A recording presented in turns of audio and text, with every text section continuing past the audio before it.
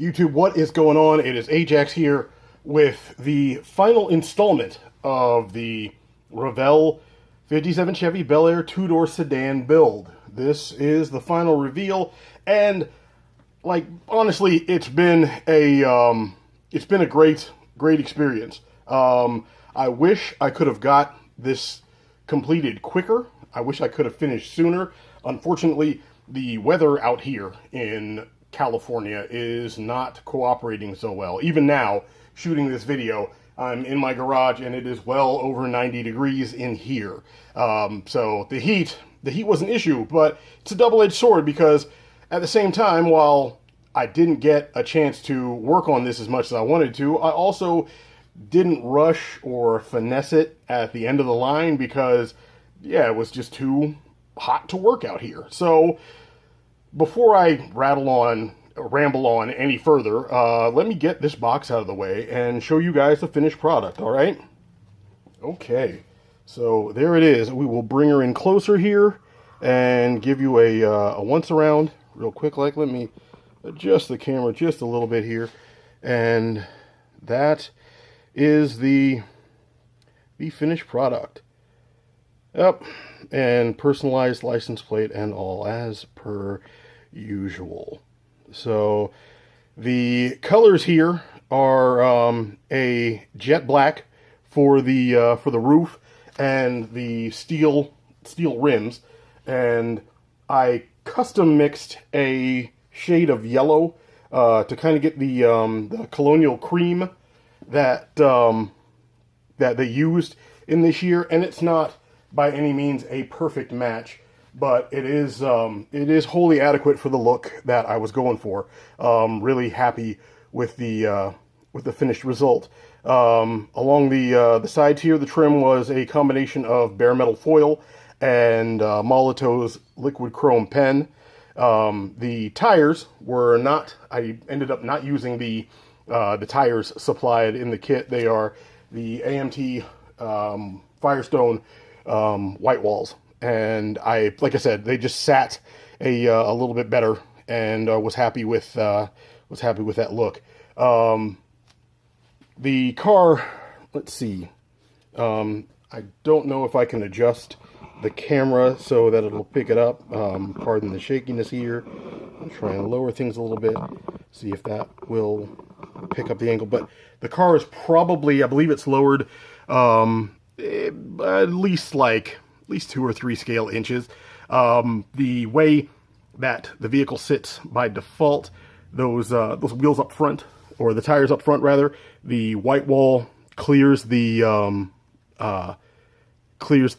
wheel well, and I wanted them to just tuck inside, just tuck inside just a little bit, so that it wasn't like slammed to the ground or anything, but it didn't ride up to me what looked unusually high. So happy with the stance, happy with the way the whole thing came together.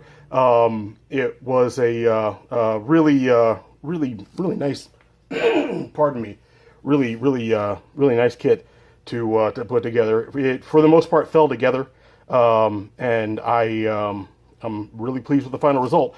Give me a second. I'll raise the camera back up again, and then we'll take a look under the hood. Hopefully, I don't botch anything. So, yeah, let's take this hood off. Take a look at the engine bay.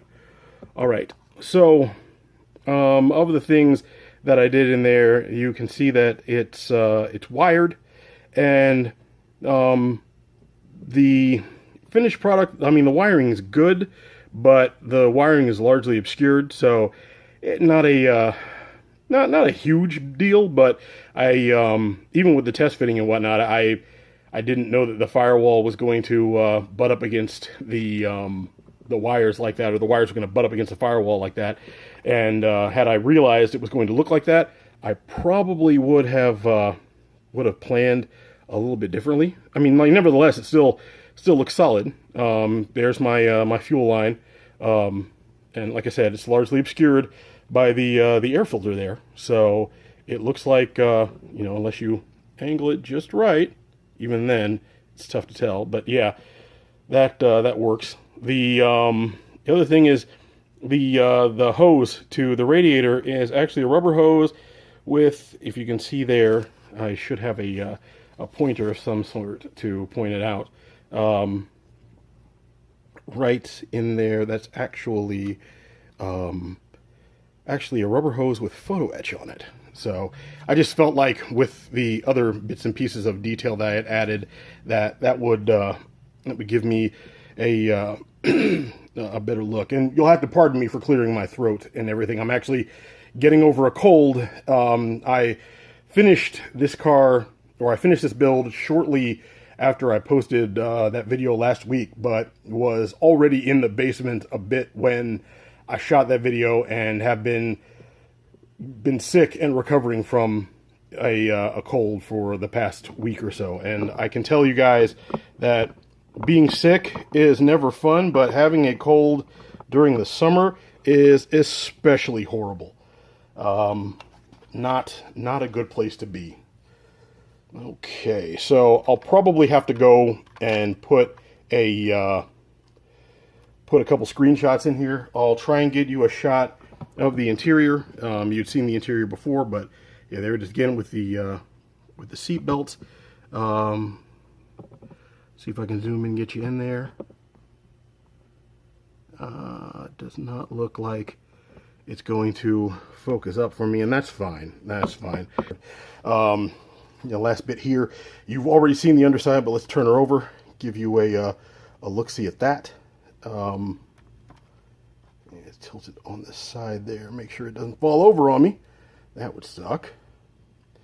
Anyhow, yeah, the underbody, there was a little bit more weathering done to it. I sanded down the tires, added a little bit more grime to the transmission and the drive shaft, and just the slightest amount of grime around the edge of the gas tank. Wanted it to look fairly clean. Wasn't trying to go with the daily driver look per se, but also didn't want it to be artificially clean. So tried to hit a happy balance between the two. Not sure whether or not I was successful, but you know, nevertheless, there it is. It's in the books. And like I said, I've been like really happy with the way this build came together. Like the look of it. Happy with the color. Happy with the stance. Just happy overall. Happy with the way the paint came out. I love that shine. I love that love that reflection that I'm getting off of the paint, and the fact that I got a healthy bit of spit polishing or spit shining to get it looking the way that it does. It's another one in the books, and looking forward to getting on with a new project. But there it is, guys. I don't know if I'll have a photo gallery ready at the end of this shoot, and you'll have to forgive me for that. I think what I'll just do is just try and clip this up and upload it real quick so that you guys can see the final, and then maybe once I get my light box all sorted out, get it back together, I can take some nice shots and maybe put a post-mortem video together for you. But there it is. There is the 57 Chevy Bel Air 2-door sedan. It was a great build. I want to thank you guys for following along, and I look forward to sharing my future builds with you guys. All right, then take it easy. See ya.